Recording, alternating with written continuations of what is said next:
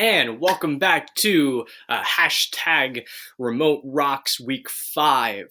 I decided to jump in the water and come under the sea. Get it?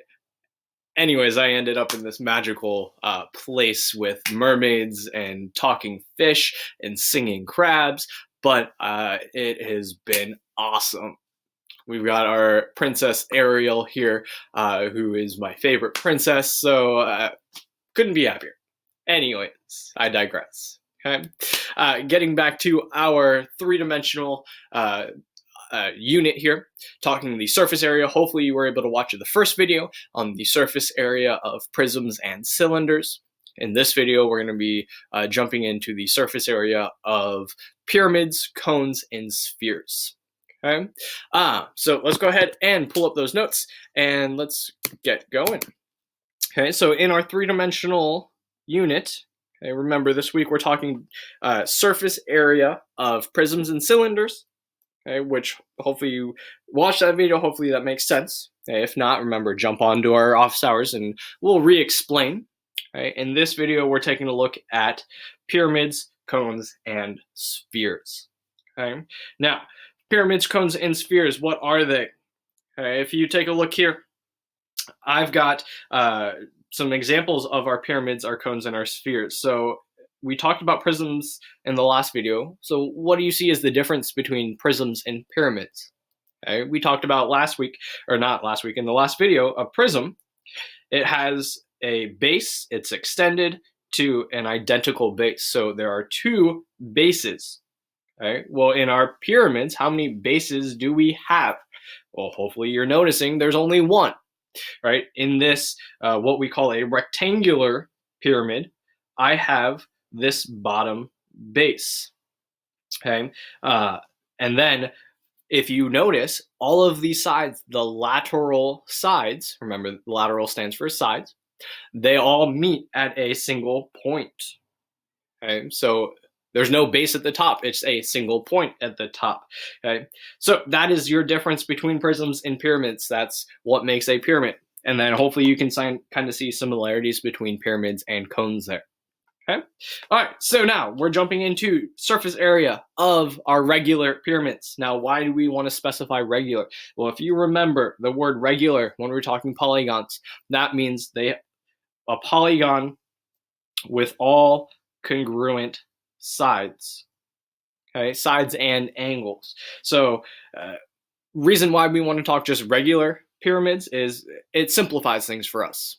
Okay, so instead of having to go through all these different calculations, because we're not there to help you out every single point in the way, we're just going to simplify this to regular pyramids. So what that tells us here is, if I look at this pyramid here, okay, all of the sides, hopefully you notice if I unfold that, okay, I'm going to have a base down here, which, again, one of our bases.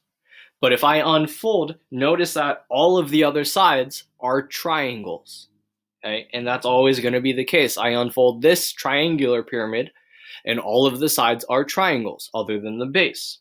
Okay, opposed to when we talked about prisms. When we unfolded prisms, all of the sides, okay, not including the bases, were rectangles. So that's your difference here. This is why all of them meet at a single point.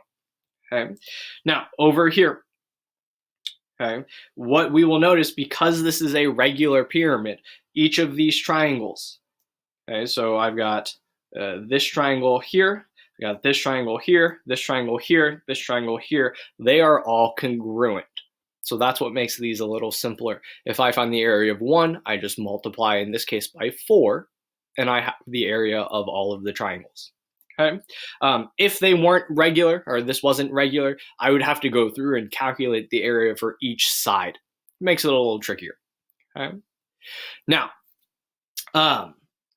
if I want to think about the surface area, okay, well, I could find the surface area down here. This is, in this case, because it's a regular, I know this is a square pyramid. Okay, remember, I could find the area of a square, length times width, or base times height. Okay? And then I need to find the area of each of these triangles, okay, which is 1/2 base times height. Now, if you notice here, we have this fancy lowercase l. Okay, that travels along the side of your triangle, so it is not straight up and down. That's actually what we call the slant height. Okay, well, why do we need that slant height? Well, if I go back to our net here, the height of each of these triangles, okay, that is going to be our lowercase l. So that's why we need that slant height, because I can't just take the perpendicular height of this pyramid. If I looked at this pyramid and I think about the perpendicular height, okay, which I would label with h, that is not the height of the triangle that I'm trying to find. Okay. And actually, nowhere in this calculation for surface area will I use that height. So that's why in this picture, I don't actually need that. Okay. Now, I could do the same things over here, but if I want a general formula here, so our surface area, okay, I'm going to take the area of the base. Remember, big B, area of the base. Okay, I'll make another note of that, but that was in the last video. So big B is your base area. Okay. Now, what do I want to add to that? I want to add the areas of each of those triangles. Okay. So I can say plus, what we could do is take the number of triangles times 1/2, and then our base of our triangles, which I could label with any letter, but then times the height, or the slant height in this case.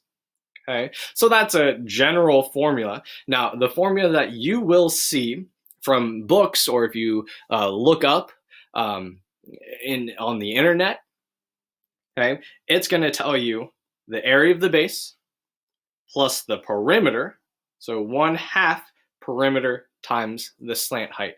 Okay, and that's what we're going to use here. Where does that come from? Well, that's taking the bases of each of the triangles, okay, which would then, if you think about here, if I take the base times the number of the sides, or the number of the triangles, that's going to give us the perimeter. Okay, so if I take I'll call this lowercase b, but multiply that by 4, because B, B, B, and B, right? That's just going to give me my perimeter. So that's where this equation comes from.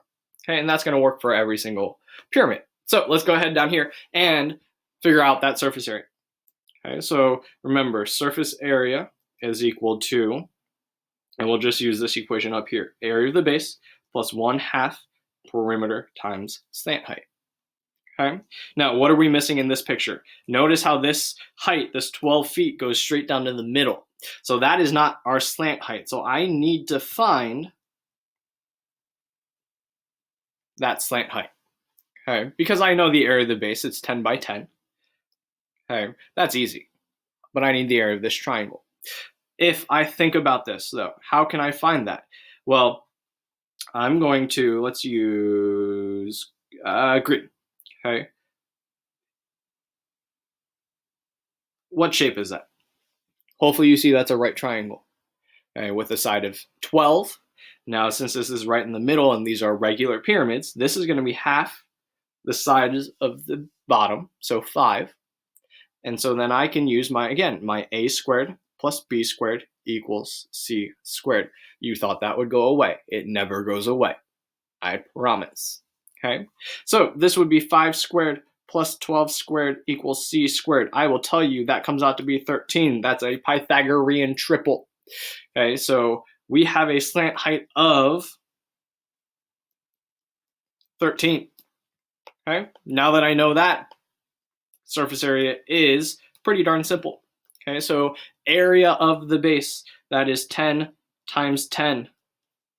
Okay, because it's a square pyramid, or plus 1/2.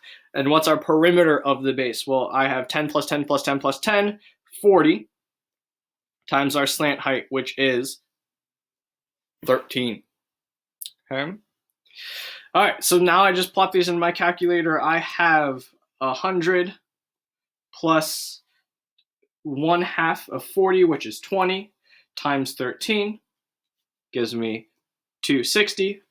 Add those up, I get 360. Now remember, this is in feet, but we're talking surface area, so squared.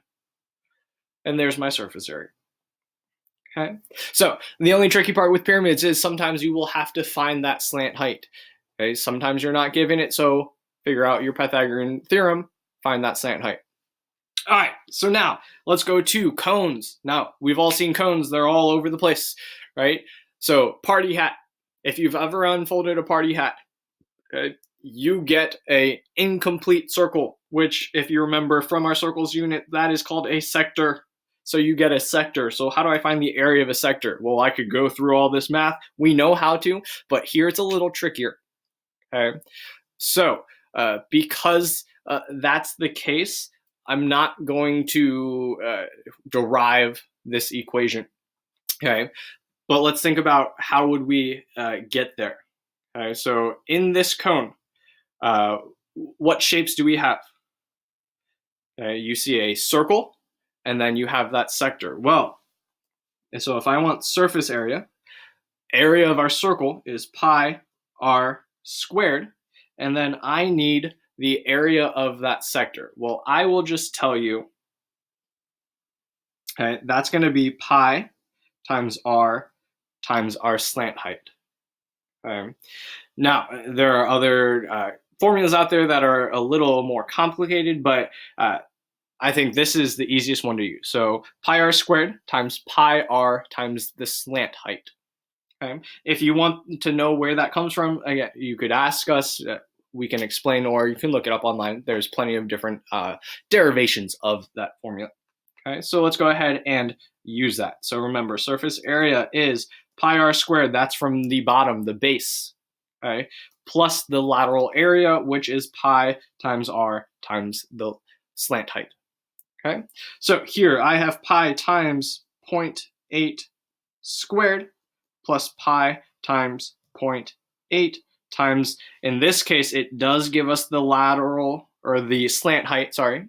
So that would just be 2.2. Now again, if it gave us the height of the cone here, I would then have to do a little more work. But since it gave us the slant height, we are good.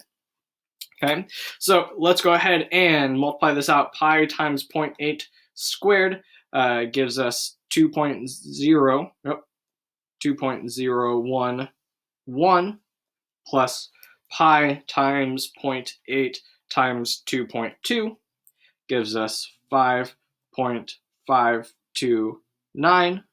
If I add those together, I end up with pi times 0.8 squared, 7.54 approximately, and we're at millimeters squared. Okay. All right. So again, because it's a curved surface, we're not going to get too in depth with that. We're giving you that formula. Know how to use that formula, apply that formula. Okay. Same thing with our spheres. Because it's a curved surface, we actually need some calculus and everything in order to derive this equation. So we're not going to. Okay. But if we were to take this sphere and kind of unwrap it, okay, those of you guys that play baseball, if you've ever unwrapped your baseball, it gives you this guy, okay, which we can kind of see there are 4 circles. Okay, so then if I have 4 circles, our surface area of a sphere is 4 times the area of a circle, pi r squared. Okay, simple as that. So all you need is the radius. So let's go ahead and find the surface area here. So surface area is 4 times pi times our radius, which here is 7.1 squared. You plot those into your calculator. 4 times pi times 7.1 squared. I end up with 633.47 millimeters squared.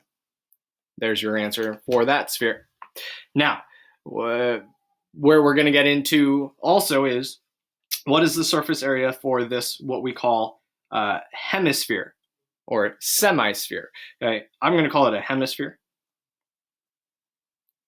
Okay, half of your circle. Right. Now, this is not as easy as just taking the surface area dividing by 2. Why?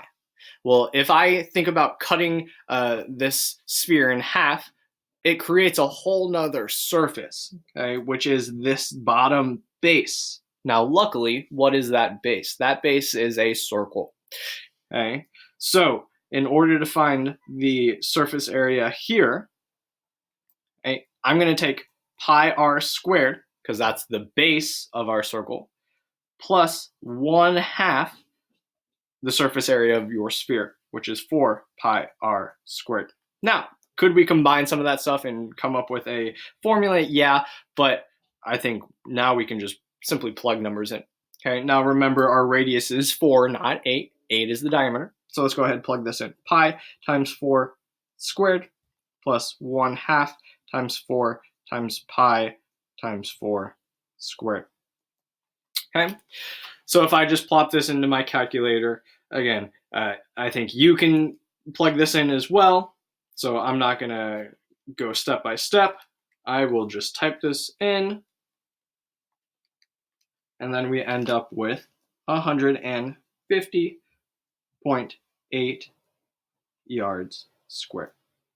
And again, that's approximate because we have pi. All right, so now where do we end up with this?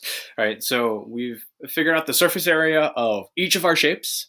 So ultimately what we want to do is be able to put all those together and find the surface area of what we call composite solids. Composite meaning a shape that is composed of all these other shapes. Okay, so if I look at this mailbox, right, I can't classify this as just one of our shapes, but I can see that I have a rectangular prism on bottom, and then half of a cylinder on top. So if I want to find the surface area of this entire mailbox, I can just find the surface areas of those pieces. Now, the one tricky part is, well, think if you put two objects together, you're actually eliminating part of those surfaces. Okay, so what might help us is if I were to unwrap this. So let's take the bottom. Okay, so the bottom part, the rectangular prism, I would have the bottom of the mailbox, I would have the front of the mailbox, the back of the mailbox, and then the sides of the mailbox. All right, so if I unwrap the metal, then I would get this guy. Okay? And then I also would know the dimensions, right? So I would have an 18, I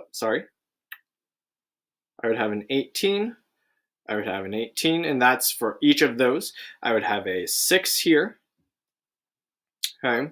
And then I could figure out this height, which I will tell you is a 6 as well, okay? And same thing on the back, I have a 6, I have a 6, and then the height of the sides is a 6. Now, where does that height come from? We'll take a look here. If I were to unfold the top, right, I have half of a circle, okay, attached to a rectangle, which is attached to another half of a circle. Now we know those circles are identical, they're congruent. Okay, but let's think about what are the dimensions of those pieces. Well, I know the diameter of this circle is 6, which then means our radius is 3. So keep that in mind. I know the length of this rectangle is an 18. But then we need this piece here, right? I need the height of this rectangle. If you recall back in our cylinders, if I were to wrap that rectangle, that goes along the circle. Okay, so that's part of the circumference. Well, since it's only half of a circle, well, then I have 1/2 of our circumference, which is 2 pi times our radius. Okay. All right. So now that you have all of your dimensions, okay, I could use our formulas, but again, using the formulas here, I need to think about what pieces am I missing. Okay. I would rather just, let's find the areas of each of these shapes. I have rectangles and half circles, so I think it's pretty easy. I have an 18 times 6, so that gives me 108. Right, so I know that this is 108. I know this is 108. I know this is 108. I have a 6 times 6, 36. I have a 36. All right, over here, I know that this is my pi r squared, but just 1/2 of that.